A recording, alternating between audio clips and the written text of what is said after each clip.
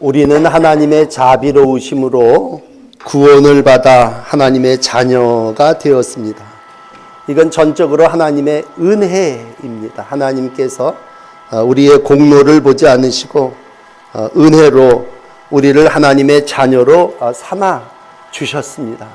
여러분 그렇게 믿으시기를 바랍니다. 그렇다면 이제 하나님의 은혜로 그리스도인이 된 사람들은 어떻게 살아야 합니까? 오늘 로마서 12장부터는 그리스도인의 생활에 대하여 말씀하고 있습니다. 어떤 모양으로 사는 게 구원받은 하나님의 자녀의 삶인가? 하나님의 자비하심의 기초에서 우리가 믿음의 삶을 잘 살아 나가야 합니다. 우리보다 먼저 구원을 받았던 사도 바울은 사랑하는 로마 교인들에게 이 글을 쓰면서 형제들아 그렇게 얘기합니다. 형제라는 말은 내가 조금 먼저 구원받았다고 하는 그런 뜻이죠. 그래서 형제라고 하는 말을 쓰면서 명령하는 게 아니라 1절에 보면 권면한다고 얘기하고 있습니다. 정말 사랑하는 마음을 가지고 권면하는 그러한 말씀입니다. 그러므로 여기에는 엄한 무슨 규정이 있는 건 아니고 자발적으로 내가 하나님의 은혜로 말미암아 구원을 받았다면 이제 내 삶이 어떻게 하나님을 기쁘시게 해야 하겠느냐라고 할 때 가장 기본적인 건 영적 예배를 하나님께 드려야 된다. 예배라고 하는 말은 몸을 하나님 앞에 제물로 바치는 겁니다. 그러니까 우리의 몸을 하나님 앞에 제물로 바치는 그러한 삶이 하나님께 온전한 구원을 이루는 길임을 말씀해 주시고 있습니다. 그렇다면 제물로 하나님 앞에 산 제물로 하나님 앞에 드린다고 하는 것은 무엇입니까?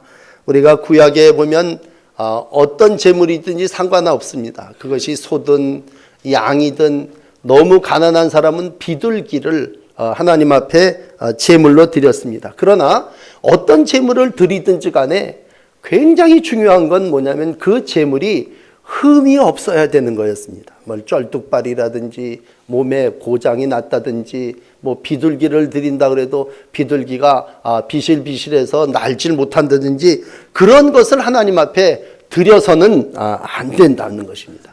이 말이 무슨 말이냐면 오늘 1절에 있는 거룩한 제물로, 거룩한 제물이라고 하는 말의 뜻은요, 죄를 떨쳐버린 것, 또 하나의 중요한 뜻은 흠이 없는 것, 그렇게 말씀해 주시고 있습니다. 그러므로 우리의 몸을 드리는데 우리 몸 중에서 죄를 다 떨어버린 그 몸을 드려야 된다는 거고, 우리의 몸을 드리는데 우리의 몸 중에 흠이 없는 그러한 제물로 하나님 앞에 드려져야 됩니다. 그렇다면 목사님 어떻게 우리가 죄가 없고 흠이 없을 수 있습니까? 그렇죠. 우리 다 죄가 여기 붙어 있고 흠이 많은 인생들입니다. 그러므로 우리가 하나님 앞에 산 제사로 드린다고 할 때 늘 나를 하나님 앞에, 여러분 죄가 있으면 어떻게 해야 되겠어요? 회개해야죠. 회개해서 나를 다 씻어내고 주님의 보혈로, 저 십자가의 피로 나를 이렇게 씻어서 나를 정결케 해서 하나님이 원하시는 거룩한 제물로 드려야 합니다. 그러므로 여러분 성전에 나와서 나 같은 사람을 은혜로 불러주셨으니 너무 고맙습니다. 그렇게 고백하시면서 우리가 1번 해야 될 일은 회개하는 일입니다. 내가 뭘 잘못했고 또 내가 뭐가 완전하지 못했고 내가 하나님 앞에 드려지기에 어떤 게 부족할까 그랬을 때 오늘도 하나님이 원하시는 산 제물로 우리가 하나님 앞에 드려져야 할 줄을 믿습니다. 그러므로 무슨 죄든 어떠한 흠이든 그걸 가지고 나와서 하나님 앞에 내놓으면, 이걸 우리는 교회 용어로 자복이라고 얘기합니다. 죄를 자복하면 예수님께서 피로 우리의 모든 죄를 씻어주시는 줄을 믿습니다. 우리 앞에 로마서 6장을 읽으면서 로마서 6장 17절에 이렇게 얘기합니다. 이제 너희를 죄의 무기로 내주지 말고 불의에 사용하는 무기로 너를 내주지 말고 하나님 앞에 너를 드리는데 어떻게 드리느냐? 의의 무기로 하나님께 드려라. 그런 얘기입니다. 그러니까 우리가 이게 사지백체를 하나님 앞에 드리는데 이 몸뚱아리를 불의한 짓을 하는데 쓰이도록 거기다 내주지 말고 하나님의 병기로, 의의 병기로 하나님 앞에 드리시는 여러분들이 되시기를 바랍니다. 오늘도 우리가 영적으로 마귀가 우리를 유혹한다고 하는 말은 뭐냐면 자꾸 우리로 죄 짓고 죄 짓는데 우리를 사용하도록 우리를 끌어가는 거죠. 그래서 땅만 보고 사는 인간들이 땅에 여러 가지 죄와 악과 흠이 많은 그것으로 마귀는 자꾸 우리를 끌어내리는 거고, 하나님의 영은 우리를 너 이 땅에서 죄 짓지 말고 이 땅에서 흠 그런 거 내지 말고 하나님이 원하시는 하나님의 나라에 소망을 두고 살아나가라 그랬을 때, 오늘도 하나님은 우리를 불의의 병기가 아니라 의의 병기로 사용되어지기를 원하십니다. 오늘도 하나님의 귀한 은혜를 입었다면 위의 것을 찾고 여러분을 의의 병기로 하나님의 산 제물로 드리시기를 바랍니다. 이 대표적인 삶을 사신 분이 누구시냐? 예수님이십니다. 그리스도는 온 몸을 제자들에게 주셨습니다. 우리가 그래서 절기가 있고 귀한 때면 성찬을 행하지 않습니까? 성찬을 행하면서 우리가 반복적으로 하는 말은 뭐예요? 예수께서 떡을 떼어주시며 이 떡은 내 몸이니 받아 먹으라. 성찬이라고 하는 건 예수님을 우리가 받아 먹는 거죠. 우리가 떡을 먹고 포도주를 마심으로 예수님의 몸을, 예수님의 피를 우리 안에 모신다고 하는 건 뭐냐? 그거는 우리 몸 안에 그리스도를 영접한다는 의미를 넘어서서 예수님 쪽에서는요, 하나님이 기뻐하시는 제물로 당신을 우리에게 주신 겁니다. 그러므로 하나님이 기뻐하시는 제사의 대표적인 본은 예수님이 몸을 떼어 우리에게 주신 겁니다. 자기의 몸을 온 세상에 구원받은 주의 성도들에게 다 떼어주면서, 우리가 의식입니다만 떡을 떼어주면서 이건 내 몸이다, 이건 내 몸이니 라고 했을 때 나를 하나님 모든 백성들에게 내어주는 산 제물. 그러므로 이 땅을 살아나가면서 정말 산 제물이 된 사람이 누구냐? 그랬을 때 그건 예수님이고, 예수님은 온 몸을 구원을 위하여 자기 모든 대속의 제물로 우리 가운데 주신 거죠. 우리가 요즘은 장기 기증을 하고 그런 일들도 자주 합니다만, 우리가 몸의 일부분을 떼어서 다른 사람에게 준다, 이거 이상 큰 제물이 없고 희생이 없는 거죠. 진정한 하나님이 원하시는 제사가 있다면 눈이 필요한 사람에게 눈이 돼주고, 손이 필요한 사람에게 손이 돼주고, 어떤 사람에게 필요한 것이 있다면 내 것을 그에게 준다면 그거 이상 큰 희생이 어디 있고 그거 이상 큰 사랑이 어디 있겠습니까? 오늘도 하나님이 아브라함을 축복해 주셨는데, 아브라함의 믿음을 축복하실 때 아브라함이요, 가장 소중하고 애지중지하고 자기의 전부와 같은 건 아들이었습니다. 그 아들이 이삭인데 이삭을 제물로 드리라고 했을 때 이삭을 드린다고 하는 건 내 몸을 드리는 거와 마찬가지였어요. 온 희생의 제물 중에 우리가 내가 죽을 수 없으니까 양을 잡아, 내가 죽을 수 없으니까 소를 잡아 제물로 드린다고 칠 때 내 소와 내 양을 드림에 거기에 뭐예요? 내가 거기 들어가 있다고 하는 의식이겠죠. 그러나 예수님은 자기 몸을 드리신 거고, 아브라함은 자기의 아들을 바친 거고, 오늘 우리 하나님께서 산제물로 우리를 원하시는 건 바로 이 세상을 살아나가며 너를 산제물로 드리는 게 영적 예배라고 할 때, 그럼 나를 뭐 죽여서 내가 무슨 사람들에게 식량이 되라는 얘기입니다. 여러분, 그런 얘기는 아니죠. 영적이라고 하는 말 앞에 하나님은 오늘도 우리 가운데 하나님이 기뻐하시는 삶을 통해서 하나님의 영광이 되라고 하는 것입니다. 자, 그렇다면 산 제물로 하나님 앞에 드리는 하나님의 도구로 내 몸을 쳐서 바치는 게 아니면 무엇이겠느냐라고 할 때, 오늘 산 제물이라고 하는 말 중에, 여러분, 제물에는 여러 가지 제사가 있었어요. 구약에는. 그 중에서 무슨 제사가 있었냐면 수훈제라고 하는 제사가 있었습니다. 수훈제. 이 수훈제라고 하는 구약의 제사는 무슨 제사였냐면 감사로 드리는 제사였습니다. 감사와 은혜를 알면서 하나님이 나 같은 자를 하나님께서 자비하심으로 구원해 주셨으니 우린 뭐예요? 감사합니다. 그리고 오늘도 우리가 드리는 제사는 뭐예요? 감사제입니다. 감사제. 그러므로 영적 예배의 귀한 제사는 수훈제입니다. 감사하는 사람입니다. 우리가 데살로니가전서 5장 16절을 잘 아는 항상 기뻐하라 쉬지 말고 기도하라 뭐예요? 범사에 감사하라.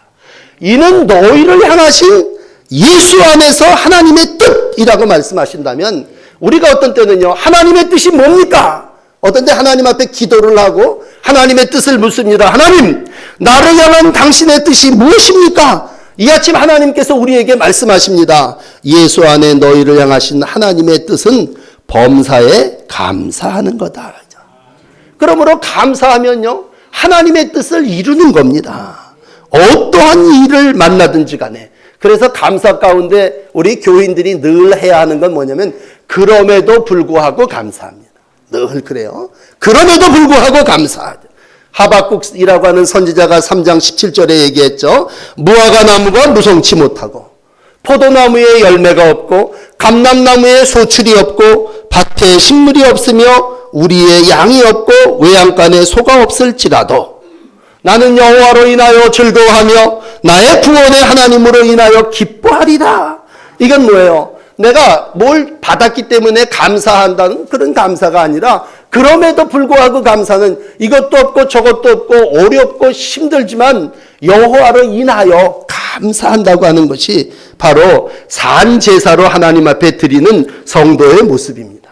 그러므로 여러분 병이 찾아왔습니다. 그럼에도 불구하고 가난이 있습니다. 가난함에도 불구하고 요즘처럼 나라가 어수선해요. 정말 복잡합니다. 이건 이대로 가다가 어떻게 되는가? 그러나 여러분 분명한 건 분열과 불안은 하나님이 원하시는 게 아니지 않습니까? 하나님의 뜻은 분명한데 하나님의 뜻은 우리나라가 정말 다시 한번 이 위기를 통해서 정직해지기를 원하시고 의롭게 되기를 원하시는 거죠. 그러므로 나라가 어지러울 때도 하나님이 이제 바로 잡아주시니까 감사합니다. 뭔가 잘못되고 있으니까 지금 복잡하고 서로가 부딪히는 거 아니겠습니까? 모든 사람이 한 마음이고 모든 사람이 올곧은 길로 간다면 거기에 왜 대립이 있고 적이 있겠어요?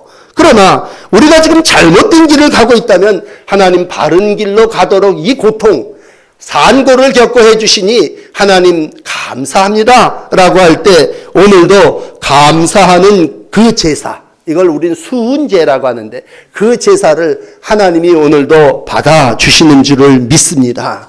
오늘 너희가 드릴 영적 예배니다 라고 했을 때 여러분들이 이러한 산제물로 여러분들이 예수님이 당신의 몸을 바치신 것처럼 우리가 감사함으로 하나님 앞에 제물이 되어 삶을 통해서 하나님을 기쁘시게 하는 날들을 살아나가시기를 축복합니다.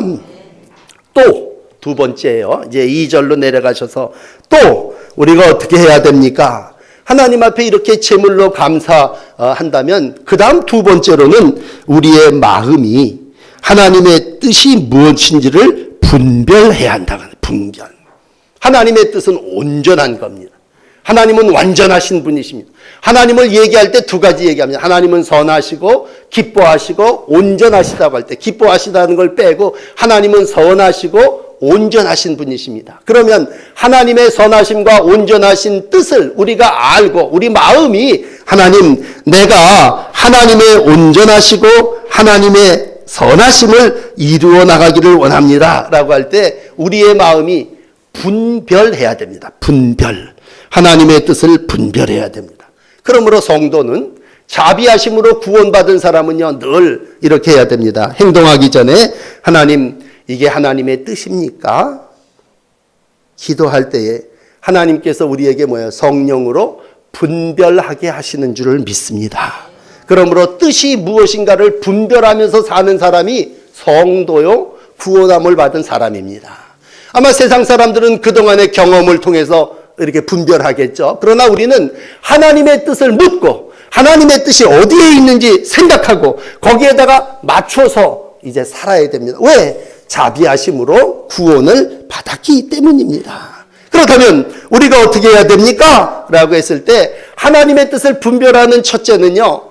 이 세대를 본받지 않는 겁니다. 더 이상 지금까지 내가 살아왔던 이 세상의 풍속, 이 세상의 유행, 또 이 세상 세속에 물든 그러한 것을 가지고 하나님을 기쁘시게 하고 그런 걸 가지고 하나님의 뜻을 이룰 수는 없습니다. 그러니까 2절에 보면 이 세대를 본받지 말고 그럴 때 이 세대는 선한 세대가 아니라 악한 세대니까 선하신 하나님의 뜻을 이루면 악한 세대는 본받지 말고 그건 저 멀리 뻥 차버리고 새 사람으로서 내 마음이 내적 변화가 일어나야 되니까 내 마음이 변화되어야 된다고 하는 것입니다. 그러므로 성도는 세상에 적응해서 사는 사람이 아니라 세상을 바꾸는 사람입니다. 어떻게 해서든지 우리가 그래요. 사회생활을 잘하려면 야 세상에 적응을 해야 돼. 여러분 세상에 적응을 한다는 건 세상화되어 버리는 거예요. 동화되어 버리고 세상에 적응을 한다는 건 세상 방식대로 요령과 술수와 불법과 이런 것들을 슬그머니 행하면서 사는 거라면 우리는 이 세대를 본받지 말고 오히려 이 세상을 변화시키는데 난 할 수 없겠죠. 그러니까 성령의 도움을 받아서 우리가 세상을 변화시킬 때 먼저 세상을 변화시키기 전에 우리가 먼저 내 마음이 새롭게 변화되어야 합니다. 오늘 이 2절 말씀은 참 우리의 인생에 중요한 말씀인데 오직 마음을 새롭게 함으로 변화를 받아야 된다. 그냥 옷만 바꾸어지면 변화되는 게 아니라 마음이 바뀌어야 된다는 얘기입니다. 우리 마음속에 선과 악을 구별하는 마음을 주셨다면 악을 행하려고 했던 마음을 바꾸어서 선을 행하는 마음으로 바꿔야죠. 그동안에는 내가 나를 기쁘게 살았지 않습니까? 인생의 목적이 나야 나.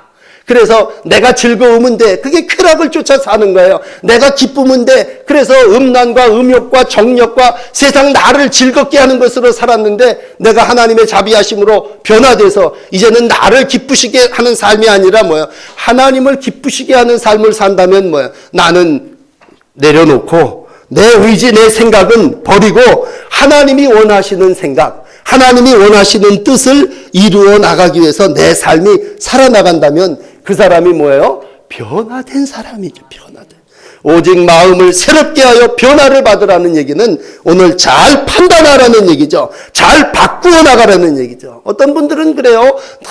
늘 우리 안에 부정적인 생각이 가득 차서 모든 일에 안 된다고 하시는 분이 있어요. 그러면 하나님이 그 마음을 새롭게 하여 변화시켜서 뭐예요? 긍정적인 마음으로 바꾸어 주시고 우리 하나님이 오늘도 야 내가 너와 함께하니 너 안 된다고 하는 거 그거 이제 좀 벗어버리고 하나님 안에서 할 수 있다 하신 능치 못함이 없는 그분의 뜻을 이루어 가야 하지 않겠느냐라고 했을 때 오늘도 하나님은 두 가지입니다. 선하시고 온전하신 뜻을 분별하게 하십니다. 분별. 하나님의 선하심에는 악이 들어올 수가 없습니다. 하나님의 완전하심은요 흠이 없습니다. 완전하다는 얘기는 100%예요. 여러분 완전하다는 말은 완전히 퍼펙트입니다. 완전하신 하나님은 오늘도 우리의 삶이 하나님의 자녀로서 흠 없게 살아나가기를 원하신다고 하는 얘기입니다. 그러므로 사랑하는 여러분, 선하시고 기뻐하시고 온전한 뜻이 무엇인지 마음으로 날마다 분별해달라고. 그래서 늘 기도할 때마다 하나님 어떻게 할까요? 그게 뭐예요? 분별하겠다는 거죠. 하나님 어디로 가야 돼? 오늘 뭘 해야 될까요? 그랬을 때 우리가 마음 안에 이리로 가려는 세상을 향하여 가려고는 마음도 있고 이리 하나님의 뜻을 이루고자 하는 마음도 있다면 오늘도 하나님이 오늘 이제는 내가 너를 바울 같은 경우는 다메섹이라고 하는 길가에서 딱 붙잡았습니다.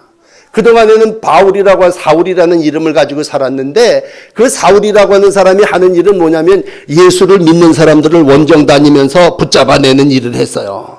그런데 하나님이 그를 붙잡으시고는 그를 바꾸어 놓고 눈도 멀게 하시고 마음이 완전히 바뀌어지고 난 다음에 뭐예요? 이젠 삶의 주인이 바뀌어진 거예요. 그래서 예수의 붙잡힌 바가 돼서 하나님의 뜻을 이루어 나가는 자의 삶입니다. 우리가 안타까운 사람들을 보면요. 이 하나님의 뜻을 분별하지 못하고 세상의 뜻대로 살려고 하다가 그게 됩니까? 안 되니까 술에 중독되고 마약에 중독되고 세상에 취하여 살아나가는 그러한 분들을 뵙게 됩니다. 참 안타깝죠.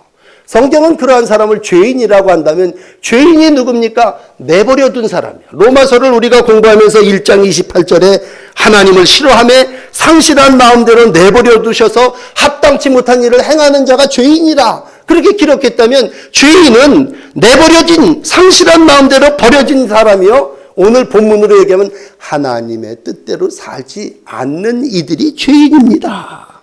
그러므로 바울은 이 본문을 인용해서 에베소서 1장 5장 17절에 이런 말을 해요.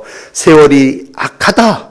그러므로 어리석은 자가 되지 말고 오직 주의 뜻이 무엇인지 분별하라. 이해하라. 그런 얘기입니다.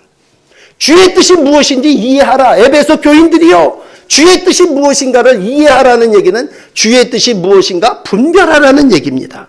데살로니가 교인들에게는요. 데살로니가전서 4장 3절에 이렇게 얘기합니다. 하나님의 뜻은 이것이니 너희의 거룩함이라. 그럼 거룩함이라는 게 뭡니까? 그건 곧 음란을 버리고 거룩함과 존귀함으로 자기의 아내를 대하는 것이다. 자기 아내를 대하며 거룩함과 존귀함으로 대하는 것이 하나님의 뜻이다. 그런 얘기입니다.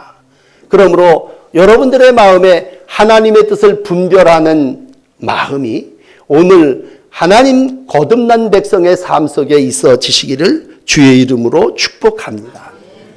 마지막 세 번째는 오늘 3절에 이런 말씀을 하시고 있습니다. 그리스도의 몸된 성도가 그러면 어떻게 살아야 됩니까? 라고 했을 때 하나님 앞에 산 제물로 드려지고 그 마음이 변화되는 그 다음에는 뭐냐면 하나님이 원하시는 믿음의 분량대로 지혜롭게 생각하라는 거예요. 생각. 사람의 몸에는요, 마음도 있고 생각도 있습니다. 그 사람이 어떤 생각을 하느냐에 따라서 그 인간이 달라집니다. 그렇다면 믿음의 분량대로 지혜롭게 생각하라는 얘기입니다. 이 얘기의 다른 뜻은 겸손하라는 것입니다. 여러분, 자기에게는 다 분량이 있어요. 분량. 자기에게 주어진 달란트, 은사가, 능력이 어떻게 보면 분량대로, 믿음의 분량대로 지혜롭게, 이 지혜롭게라는 말은 건전하게, 건강하게, 뭐 이런 표현으로 번역이 된다면요, 건강하게 생각해야 된다는 거예요. 그렇다면 어떻게 생각하는 게 건강하게 생각하는 겁니까? 지혜롭게 생각하는 것입니까? 오늘 본문의 주석을 그 다음 절은 이렇게 설명하고 있습니다. 생각할 그 이상의 생각을 품지 말고, 그러니까 사람이 생각을 요만큼 해야 되는데 생각할 그 이상의 생각을 품으면 그게 죄고 넘치면 뭐야? 교만이 돼버리는 거고, 생각할 이상의 생각을 품는 건 뭐야? 우리가 그냥 흔한 편한 말로 분에 넘치는 생각을 하는 거죠. 자기가 생각해야 될 선이 요 정도라. 넌 2개고 넌 5이다. 그랬을 때 그 2 정도 생각하고 5 정도만 생각하고 하나님께 내게 주신 걸 감사함으로 감당하면 하나님이 또 차곡차곡 채워주실 텐데 분에 넘치는 생각을 한단 말이야. 그러니까 마땅히 생각할 그 이상의 생각을 품지 말라. 그런 얘기입니다. 나 자신이요. 여러분, 과대망상으로 나를 굉장히 과대평가해서도 안 되죠. 그러나 나 자신을 또 과소평가해서 너무 낮은 자라고 생각해서도 안 되고 적당한 게 뭐예요? 분량입니다. 지혜롭게 생각하는 겁니다. 그래서 늘 하나님 앞에 나와서 우리가 고백하는 건 뭐예요? 하나님 내게 주신 믿음의 분량. 그건 하나님이 내게 주신 은사겠죠. 그걸 알아가게 생각하는, 그게 뭐예요? 뭐 철학으로 얘기하면 너 자신을 알라라는 표현이겠죠. 자신에 대하여 지혜롭게 생각하시는 여러분들이 되시기를 바랍니다. 그래서 그냥 나만 최고다고 생각하면 교만이고 과대망상이. 어떤 사람들 늘 자기가 제일이라고 생각하죠. 우리가 형제가 많을 땐 그런 생각을 안 하고 살았는데 혼자 살다 보니까 이 세상이 우리 집이 다 나를 위해서 존재한다고 생각한다면 그건 믿음의 분량대로 지혜롭지 못한 거죠. 물론 우리가 생각하는 건 나만 생각하는 게 아니라 다른 사람도 생각해야죠. 이웃도 생각해야죠. 우리가 이렇게 공동체 교회를 이루어간다면 교인들도 생각해야죠. 어떤 사람이 딱한 사람이에요? 다른 사람 생각 안 하고 그냥 말해버린 사람이에요.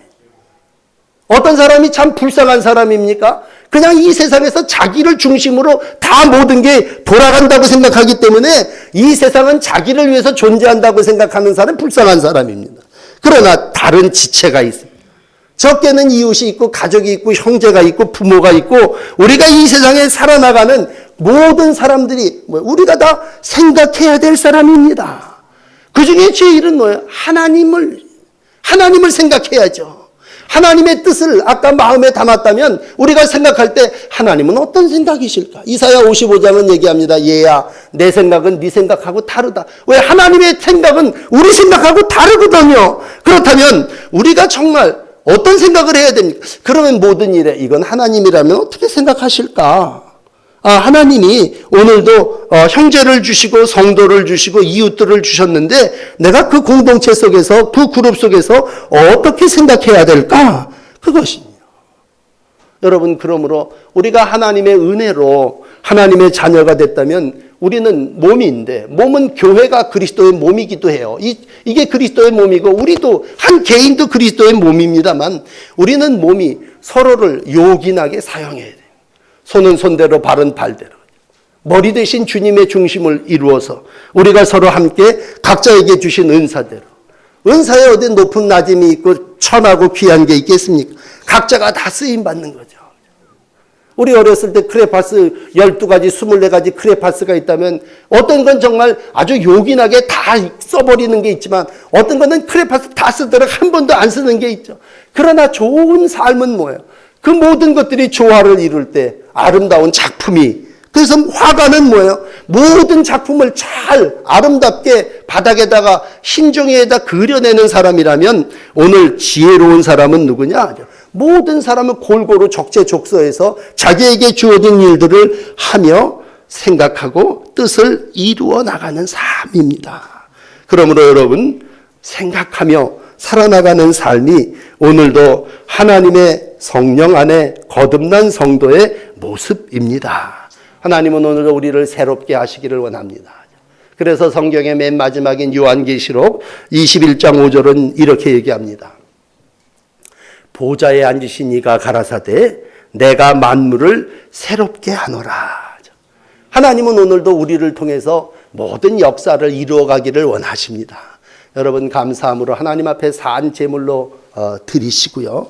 내 인생의 삶을 통해서 늘 하나님이 기뻐하시는 뜻을 이루어 나갈, 죄를 떨쳐버리고 흠없는 제물로 하나님 앞에 자신을, 몸을 드리시고 하나님 앞에 마음이 어떠한 것이 원하시는 마음인지 분별하시고 믿음의 분량대로 지혜롭게 생각하시면서 하나님이 내게 주신 삶, 이 땅에서 날마다 새롭게 하시는 하나님의 도구로 쓰임받는 귀한 성도의 날들이 되시기를 바랍니다. 기도하시겠습니다. 12월 한 해를 마감하며 오늘도 주님의 오심을 기다리는 저희들이 과분하게 하나님의 자비하심으로 구원함을 받았습니다. 하나님을 기쁘시게 하기 위해서 우리를 구원해 주신 아버지, 우리의 몸, 또 우리의 마음, 우리의 생각이 하나님이 원하시는 도구로 쓰여지기를 원합니다. 하나님 몸을 주셨는데 내 몸이 감사의 제사가 되게 하여 주시옵소서. 늘 하나님 앞에 수훈제로 드려지며 우리의 입에서 감사가 떠나지 않게 하시고 감사함으로 한 해를 마감하고 감사함으로 예수님을 모셔드리며 신령한 삶을 살아나가는 귀한 몸이 되게 하여 주시옵소서. 우리의 마음이 변화되어 하나님이 기뻐하시는 뜻을 분별하게 하여 주시옵소서. 하나님, 분별하지 못해서 실패하는 일 더 이상 없게 하여 주시고 우리의 마음이 주의 뜻을 잘 이해하고 주의 뜻을 알고 주님의 뜻에 합당한 심령으로 살아나가게 하여 주시옵소서. 허망한 생각에 빠져 죄짓지 않게 하여 주시고 오늘도 생각 이상의 생각을 품지 않게 하시고 하나님의 뜻을 이루며 하나님이 원하시는 생각대로 살아나가는 귀한 날들이 되게 하여 주시옵소서. 우리를 통해서 새롭게 하시는 하나님의 역사가 이루어지기를 원합니다. 오늘도 주님 앞에 나온 모든 자녀들이 하나님 더욱 거룩하게 하시고 경건하게 하시고 우리의 생각을 통해서 하나님의 뜻을 이루어가게 하여 주옵소서. 나를 지배하시는 하나님의 은혜를 감사드리고 예수님 이름으로 기도 올립니다. 아멘.